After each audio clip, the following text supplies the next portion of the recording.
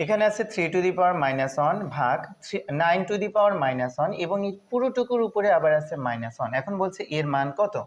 তো আমরা সমাধান করে ফেলি। এই 3 এর উপরে মাইনাসটাকে যদি উঠাতে চাই তাহলে আমাদের লিখতে হবে 1/3 ভাগ এই 9 এর উপরে -1 কে যদি উঠাতে চাই আমরা লিখতে পারি 1/9। এই পুরোটুকুর উপরে আবার আছে হচ্ছে -1।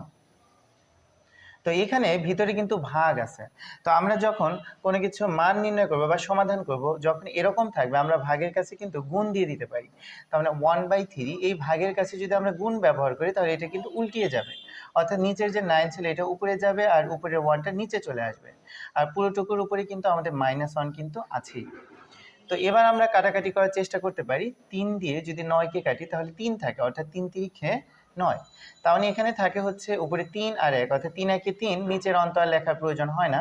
এটার উপরে আবার আছে হচ্ছে -1। তো এবার যদি মাইনাসটাকে উঠাই তাহলে আমরা লিখতে পারি 1/3। এটাই কিন্তু আমাদের অ্যান্সার।